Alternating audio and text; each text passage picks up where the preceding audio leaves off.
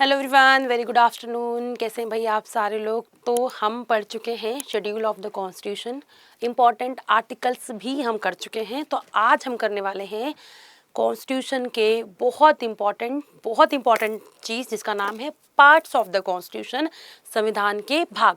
तो जब हमारा संविधान बना था तो उस टाइम पे हमारे पास टोटल 22 भाग थे। आज के टाइम पे हमारे पास टोटल 25 भाग हैं। लिखते हम 22 ही हैं क्योंकि जो ऐड हुए हैं वो सेक्शन में ए बी ऐसे करके ऐड हुए हैं, पर टोटल जो भाग हैं वो कितने भाग हैं, वो आज के टाइम पे 25 भाग हैं। ठीक है, जब संविधान बना था तो कितने भाग थे, 22। तो आज हम वो सारे भाग बहुत अच्छे से बहुत डिटेल में पढ़ने वाले हैं और आर्टिकल्स के साथ। ठीक है, और ये आपको पता होना चाहिए। कॉन्स्टिट्यूशन की अनुसूचियाँ 12 की 12 आपको रटी होनी चाहिए। वैसे ही आपको सारे के सारे भाग भी एकदम रटे होने चाहिए और जो इंपॉर्टेंट आर्टिकल्स है वो भी आपको पता होना चाहिए। जब आपको ये सब चीज़ें पता होती हैं तो पढ़ने में और मज़ा आता है। ठीक है, चलो शुरू करते हैं बिना लेट किए। 15 अगस्त आने वाला है, आप सभी को अभी से इंडिपेंडेंस डे की बहुत सारी हार्दिक शुभकामनाएं।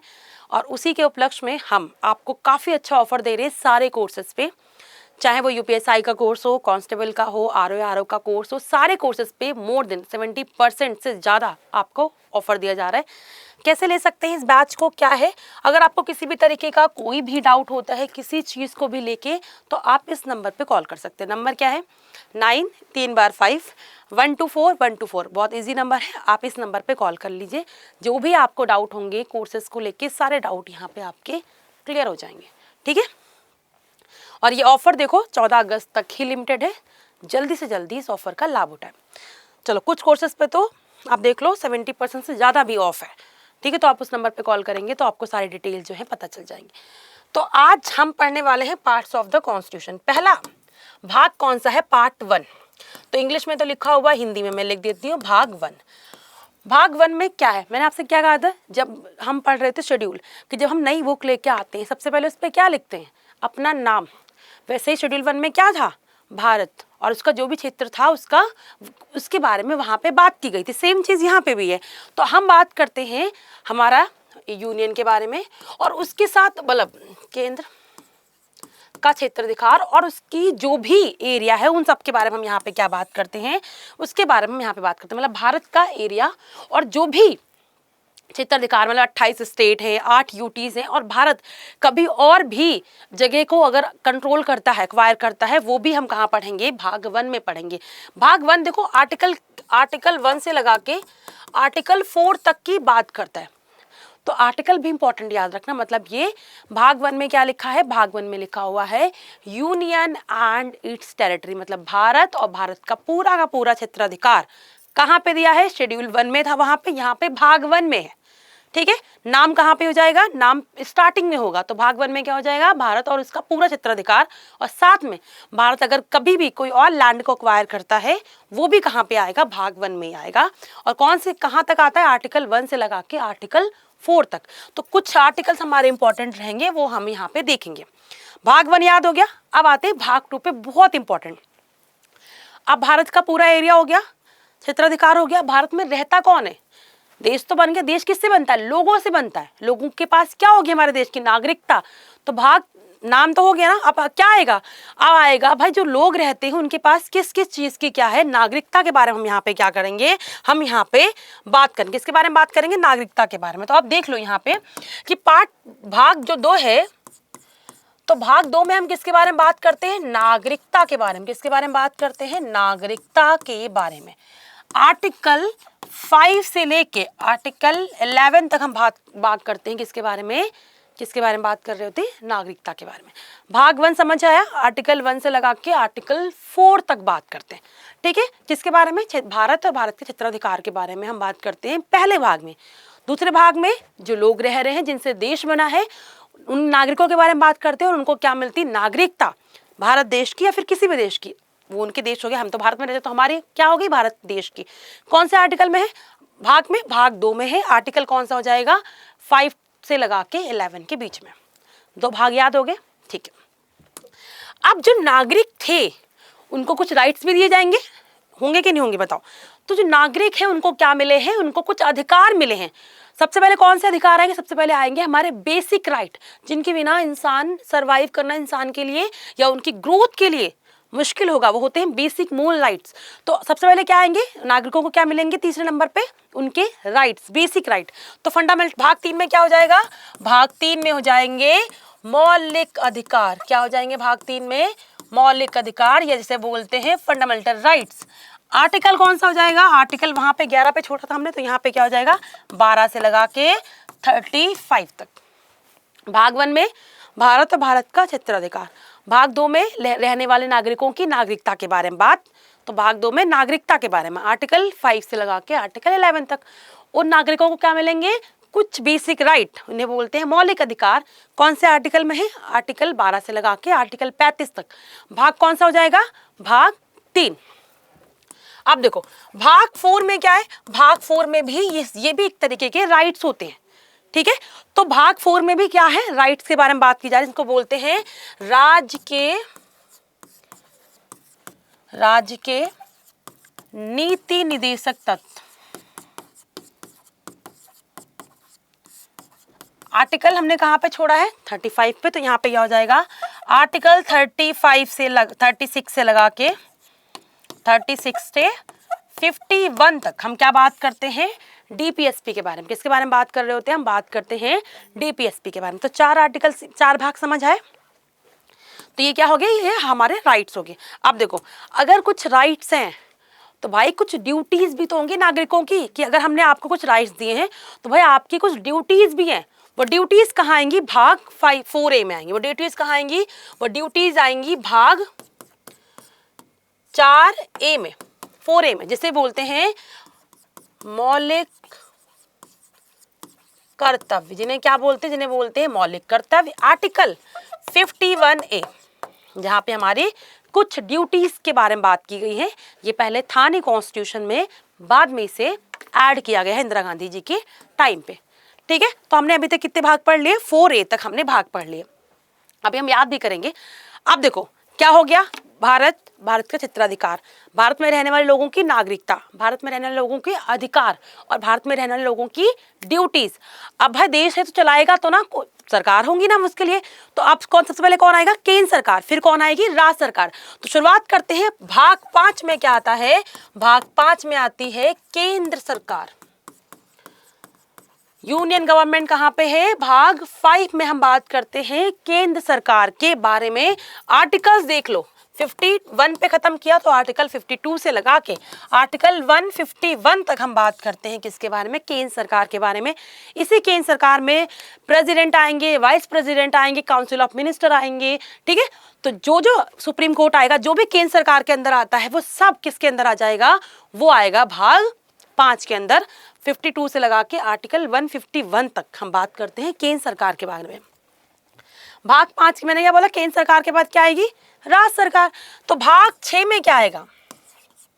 भाग 6 में आएगा राज्य सरकार। हमारी सरकार, हमारा देश कैसा है? फेडरल कंट्री है। कैसी कंट्री है हमारे देश? फेडरल कंट्री है। तो हमने पावर्स को बांटा है केंद्र सरकार और राज्य सरकारों के बीच में। तो यहाँ पे राज्य सरकार आएगी। आर्टिकल्स देख लो, 152 से लगा के 237 तक हम राज्य सरकार के बारे में बात करते हैं, ठीक है। राज्य किस तरह के सरकार, राज्य विधानमंडल क्या होता है, विधानसभा क्या होती है, वो सब चीजें, हाई कोर्ट क्या है, हम सब चीज कहाँ पढ़ेंगे? इस भाग के अंदर। भाग हमने कितने पढ़ लिए हैं? भाग हमने 6 पढ़ लिए। रिवाइज करें जल्दी से। भाग 1 में क्या है? भारत और भारत का क्षेत्राधिकार। भाग 2 में नागरिकता। भाग 3 में फंडामेंटल राइट्स। भाग 4 में डीपीएसपी। भाग 4A में फंडामेंटल ड्यूटीज। 5 में केंद्र सरकार। 6 में आपकी क्या है? राज्य सरकार। भाग 7 जो है वो रिवील हो गया, मतलब हटा दिया गया। तो भाग 7 जो है वो क्या कर दिया गया है? रिपील कर दिया गया, हटा दिया गया। तो हम इसके लिए नहीं पढ़ेंगे। अब आप खुद बताओ मुझे, भाग 8 में क्या आएगा? यूटीज, है ना। तो किसके बारे में बात की जाएगी? भाग 8 में बात की जाएगी यूटीज के बारे में। तो भाग 8 किसके बारे में बात करता है? केंद्र शासित प्रदेशों के बारे में। किसके बारे में बात करता है? केंद्र शासित प्रदेशों के बारे में ये बात करता है। आर्टिकल 239 से आर्टिकल 242 के बीच में हम यहाँ पे बात करते हैं। आर्टिकल 239 से लगा के आर्टिकल 242 के बीच में हम यहाँ पे क्या करते हैं? बात करते हैं। तो अभी तक हमने कितने भाग पढ़ लिए? भाग 8, याद भी हो गया होगा। भाग 9, केंद्र पहले आएगा, राज्य बाद में आएगा। केंद्र आया, राज्य आया, यूटीज आ गई, अब क्या आएंगे? पंचायतें। तो भाग 9 में किसके बारे में बात की जाती है? भाग 9 में बात की जाती है पंचायत राज सिस्टम की। किसके बारे में? पंचायत राज के बारे में। किसके बारे में? पंचायत राज के बारे में हम यहाँ पे क्या करते हैं? बात करते हैं, ठीक है, जो कि हमने बाद में ऐड किया है। बट अभी आप देख लो, आर्टिकल 243 से लगा के आर्टिकल 243 ओ इजी याद कर सकते हैं हम। आर्टिकल 243, सॉरी ये 43 ऐसे है, आर्टिकल 243 से लगा के आर्टिकल 243 ओ तक हम बात करते हैं किसके बारे में? पंचायतों के बारे में। अगर पंचायत है तो फिर इसके बाद क्या आएगा? म्युनिसिपैलिटीज। Very good. तो भाग 9A में हम किसके बारे में बात करते हैं? नगर पालिकाओं के बारे में, ठीक है। आर्टिकल देख लो, आर्टिकल 243P से लगा के आर्टिकल 243 ZG है, ZG के बारे में हम यहाँ पे क्या करते हैं? बात करते हैं। पंचायत के बाद क्या आ गया? म्युनिसिपैलिटीज आ गई। अब देखो, समझ आया? अब क्या एरिया बचा? अब आते हैं पार्ट 10 में, सॉरी पार्ट 9B में। अब 9B आप ऐसे याद करो, 9B में हम बात करते हैं कोऑपरेटिव सोसाइटी के। ये भी हमने बाद में ऐड किया है। आर्टिकल देख लो, आर्टिकल 243 ZS से लगा के 243 ZT तक हम बात करते हैं कोऑपरेटिव सोसाइटी के। आर्टिकल भाग 10 में हम किसके बारे में बात करते हैं? तो भाग 10 में बात करते हैं केंद्र हो गया, राज्य हो गया, यूटीज हो गई, पंचायत हो गया, नगर पालिकाएं हो गई। तो अब क्या बचा? शेड्यूल एरिया और ट्राइबल एरिया। तो हम किसके बारे में बात करेंगे पार्ट 10 में? शेड्यूल एरियाज और ट्राइबल एरिया के बारे में। तो मतलब हम भाग 10 में किसके बारे में बात करते हैं? जनजाति और जनजाति एरिया के बारे में हम बात करते हैं, अनुसूचित जनजाति एरिया, जहां जहां पे ट्राइबल रहते हैं उनके बारे में बात कहाँ करते हैं? भाग 10 में। क्लियर हो गया? तो अभी तक हमने कितने भाग पढ़े? 10। रिवाइज करें। पहले भाग में क्या होगा? नाम, भारत और भारत का क्षेत्राधिकार। भाग 2 में क्या होगा? जो लोग नागरिक हैं, जो देश में रह रहे हैं, उनकी नागरिकता के बारे में बात की जाती है, आर्टिकल 5 से लगा के आर्टिकल 11 तक। उन्हीं नागरिकों को अधिकार दिए गए हैं, मौलिक अधिकार और डीपीएसपी राइट्स। मौलिक अधिकार भाग 3 में है, डीपीएसपी भाग 4 में। उन्हीं नागरिकों को कुछ ड्यूटीज भी निभानी है, कुछ कर्तव्य भी दिए गए हैं भाग 4A में, ठीक है, हो गया। उसके बाद हम बात करते हैं जो सरकार, जो देश चला रहे हैं, केंद्र सरकार, राज्य सरकार, ठीक। तो केंद्र सरकार भाग 5 में, राज्य सरकार भाग 6 में। 7वां जो था वो हटा दिया गया है, नहीं है। भाग 8 में बात करते हैं केंद्र शासित प्रदेशों की, 9 में बात करते हैं पंचायत, 9A में बात करते हैं म्युनिसिपैलिटीज, 9B में बात करते हैं कोऑपरेटिव सोसाइटी की, और 10 में बात करते हैं शेड्यूल एरियाज की। समझ आ गया? जहाँ जहाँ पे ट्राइबल एरियाज के लोग रहते हैं वो। 10 हमने याद कर लिया। अब सब कुछ हो चुका है। अब 11 में बात करते हैं कि केंद्र और राज्य के बीच में संबंध कैसे हैं। तो हम भाग 11 में किसके बारे में बात करते हैं? बात करेंगे केंद्र और राज्यों के बीच में संबंध, केंद्र एवं राज्यों के बीच संबंधों के बारे में बात कहाँ करते हैं? भाग 11 में। देखो, अगर पूछा जाए राज्य और केंद्रों के बीच में संबंध कहाँ है? भाग 11। राज्य और केंद्रों के बीच में वित्तीय संबंध या फाइनेंस संबंध के बारे में बात करते हैं तो भाग 12। यहाँ पे संबंध होते हैं सारे, हम यहाँ पे बात करते हैं, चाहे लेजिस्लेटिव संबंध हो या एडमिनिस्ट्रेटिव। यहाँ पे देख लो, चाहे विधायी संबंधों के बारे में बात करते हो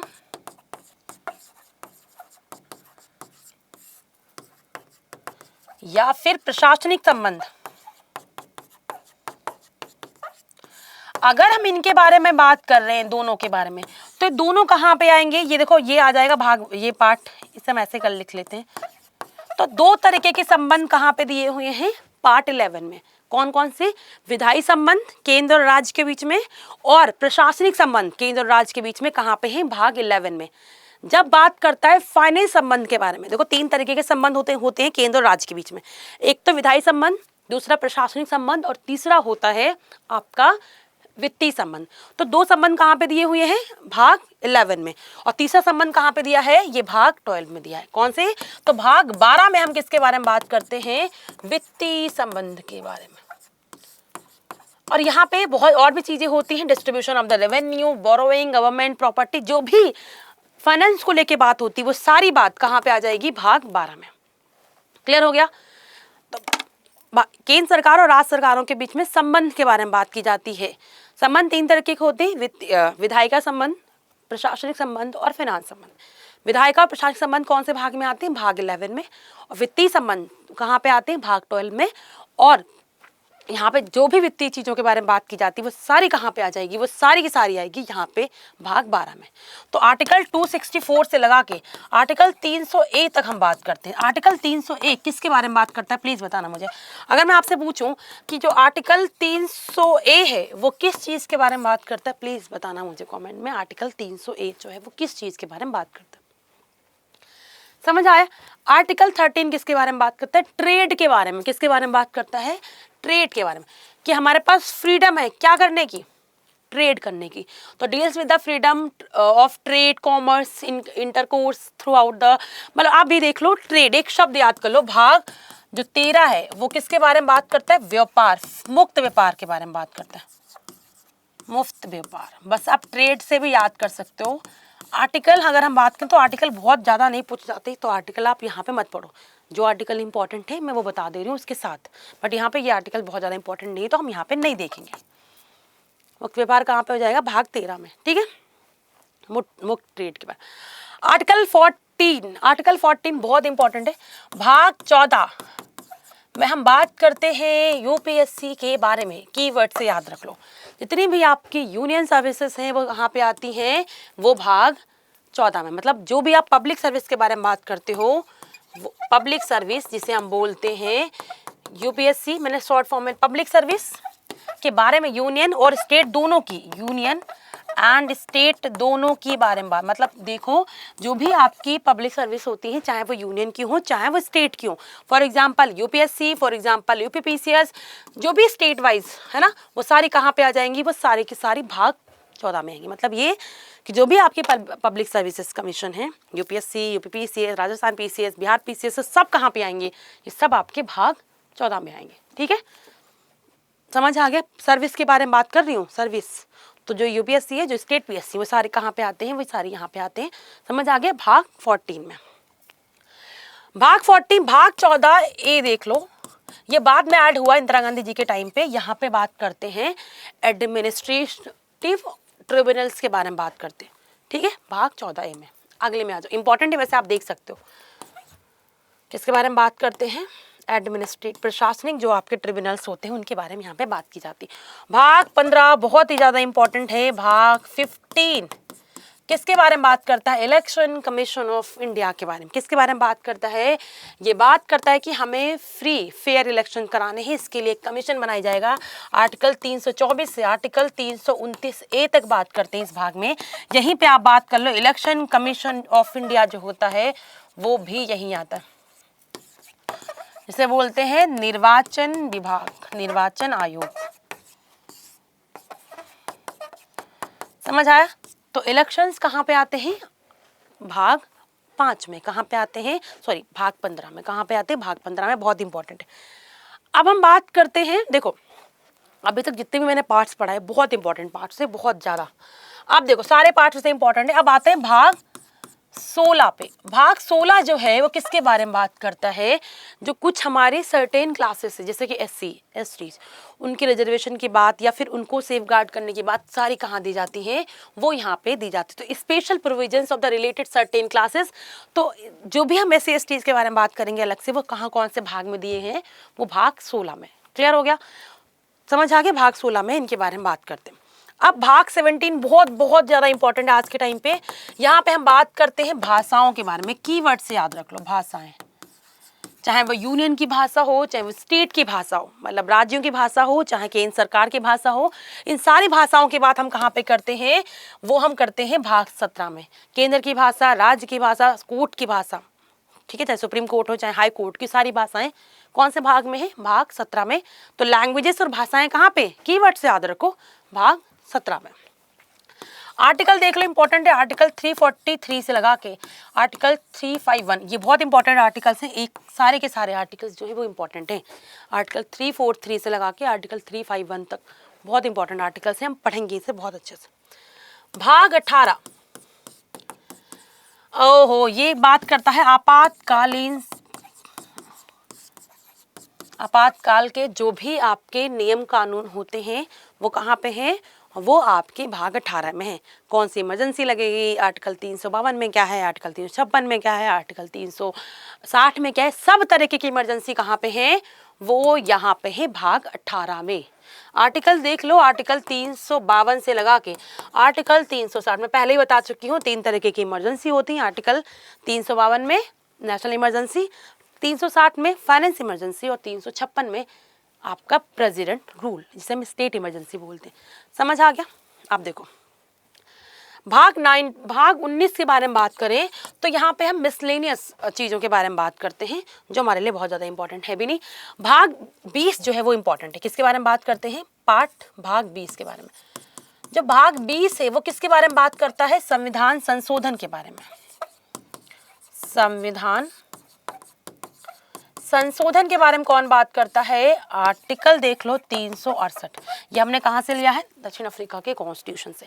तो भाग 20 किसके बारे में बात करता है? कॉन्स्टिट्यूशनल अमेंडमेंट्स की जिसे बोलते हैं, संविधान संशोधन की बात कहाँ पे है? भाग 20 में। ठीक है, अब आते हैं भाग 21 में। यहाँ पे देखो लिखा है कि कौन कौन से आपके टेम्परेरी ट्रांजिशन स्पेशल प्रोविजंस थे जो बहुत ज़्यादा इंपॉर्टेंट है भी नहीं, और फिर आप देख लो एक बार।